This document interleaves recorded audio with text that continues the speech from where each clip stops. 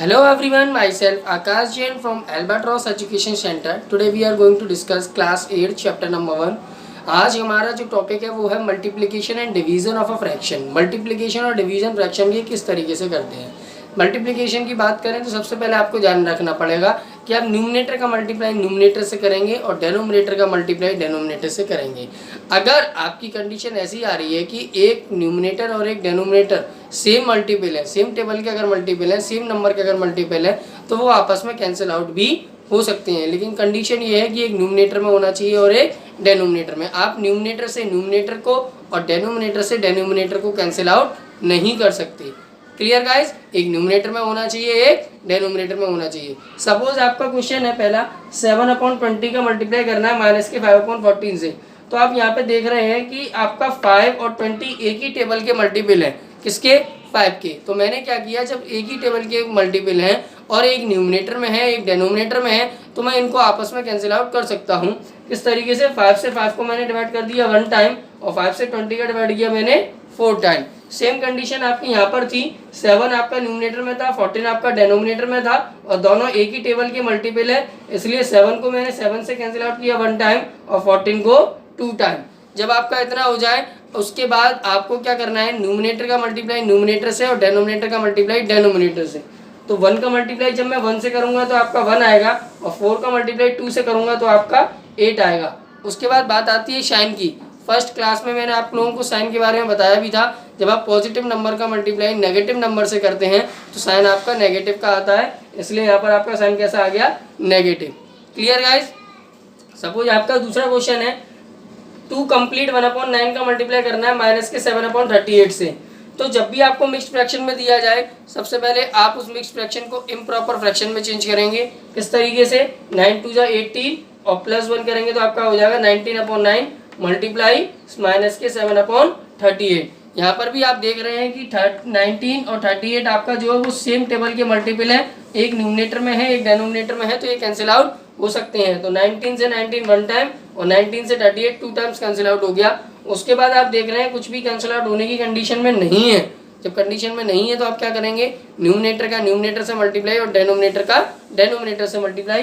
तो 1 का मल्टीप्लाई जब आप -7 से करेंगे तो ये हो जाएगा आपका -7 और 9 का मल्टीप्लाई 2 से करेंगे तो ये हो जाएगा आपका 18। तो आपका जो आंसर आएगा ये पॉजिटिव है, ये नेगेटिव है। जब हम पॉजिटिव नंबर का मल्टीप्लाई नेगेटिव से करेंगे तो प्लस माइनस का साइन आता है। ये मैंने आपको फर्स्ट क्लास में डिस्कस करके बताया भी था। इसके बाद हमारा नेक्स्ट क्वेश्चन है डिवाइड का। अब सपोज मल्टीप्लाई आ गया, अब डिवाइड की कंडीशन किस तरीके से डिवाइड आपको करना होता है। डिवाइड आपको क्या है, सेम मल्टीप्लाई की तरह आपको करना पड़ता है, लेकिन फर्स्ट स्टेप में क्या करते हैं हम लोग, डिवाइड की प्लेस पे मल्टीप्लाई का साइन लगा देते हैं और बाद वाला जो फ्रैक्शन होता है हम उसको रिवर्स कर देते हैं। किस तरीके से, देखिए सपोज क्वेश्चन है 1 कंप्लीट 1/12 का डिवाइड करना है आपको 2 कंप्लीट 5/17 में।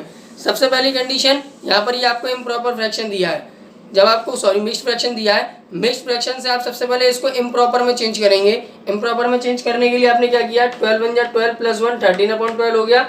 डिवाइड की प्लेस पर डिवाइड और 17 2 34 में +5 करेंगे तो आपका आएगा 39/17। अगर यहाँ पे मिक्स्ड फ्रैक्शन नहीं दिया होता तो हम सेम कंडीशन को फॉलो करते। चूंकि यहाँ पे मिक्स्ड फ्रैक्शन दिया गया है तो हम इसको क्या करेंगे, मिक्स्ड फ्रैक्शन से सबसे पहले इम्प्रॉपर में चेंज करेंगे। उसके बाद 13/12 को तो हम सेम लिख देंगे। मैंने आपको बताया था डिवाइड के साइन को हम लोग मल्टीप्लाई में चेंज कर देते हैं। जब हम डिवाइड के साइन को मल्टीप्लाई में चेंज कर देंगे तो डिवाइड के बाद वाला जो फ्रैक्शन होता है, उसको हम लोग रिवर्स कर देते हैं। न्यूमरेटर को डेनोमिनेटर, डेनोमिनेटर को न्यूमरेटर बना देते हैं। तो ये आपका रिवर्स होकर के हो जाएगा 17/39। उसके बाद आपको सेम प्रोसेस फॉलो करनी है जो आपने मल्टीप्लाई के लिए फॉलो करी थी। अगर एक ही टेबल के मल्टीपल हैं, एक न्यूमरेटर में है एक डेनोमिनेटर में है, तो आप उसको कैंसिल आउट कर सकते हैं। अगर ऐसा नहीं है तो न्यूमरेटर का मल्टीप्लाई न्यूमरेटर से और डेनोमिनेटर का मल्टीप्लाई डेनोमिनेटर से। तो मेरा देख रहे थे कि यहाँ पर 13 और 39 ये आपके एक ही टेबल के मल्टीपल हैं।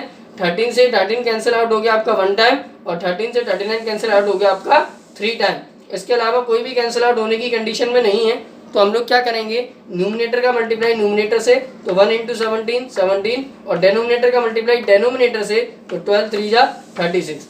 तो इस तरीके से आप डिवाइड वाले क्वेश्चंस भी इजीली कर सकते हैं। शर्त ये है, कंडीशन ये है कि आप डिवाइड के साइन को मल्टीप्लाई में चेंज करिए और डिवाइड के बाद जो फ्रैक्शन लिखा हुआ है उसको रिवर्स कर दीजिए। सपोज आपका सिंप्लीफाई करके क्वेश्चन है, ब्रैकेट लगे हुए हैं, तो आप लोगों को ब्रैकेट की थोड़ी सी नॉलेज होनी चाहिए। सबसे पहले आप लोग क्या करेंगे, इसे बोलते हैं बार ब्रैकेट। जो आपकी किसी भी डिजिट के ऊपर लाइन होती है उसको हम लोग बोलते हैं बार ब्रैकेट।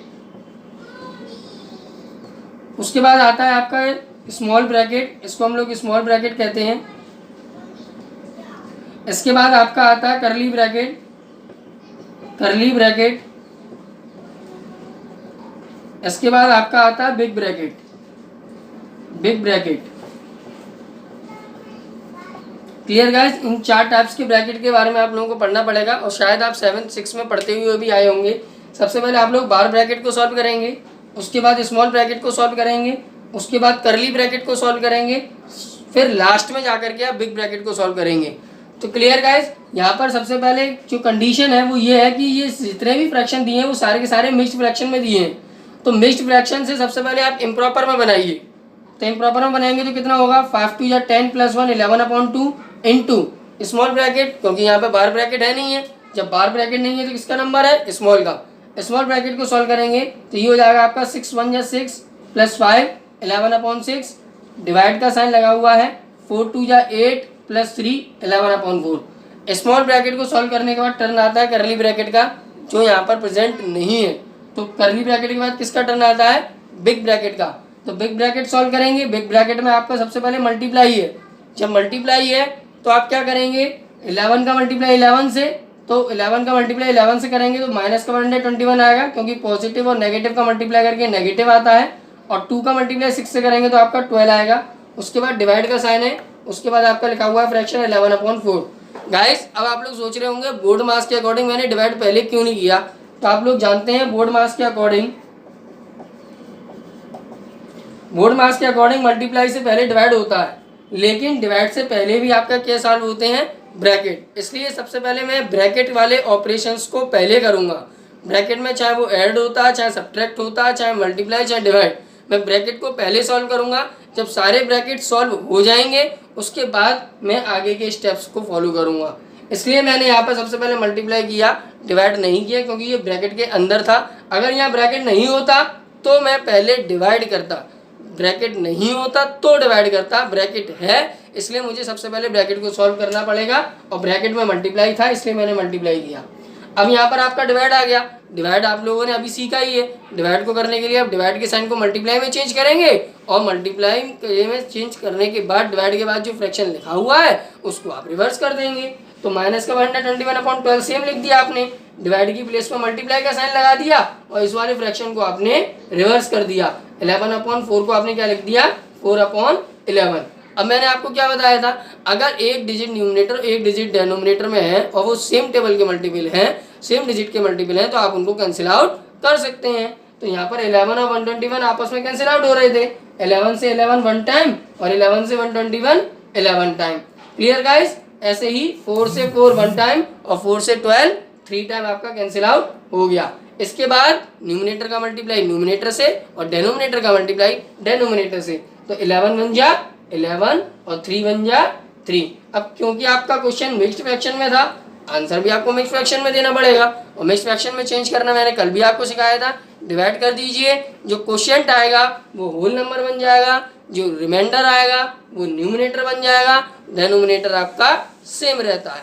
तो जब आप 11/3 को मिक्स्ड फ्रैक्शन में चेंज करेंगे तो ये आपका आ जाएगा माइनस का 3 कंप्लीट 2/3। माइनस क्यों आया, नेगेटिव का मल्टीप्लाई पॉजिटिव से करेंगे तो साइन किसका आता है, नेगेटिव का।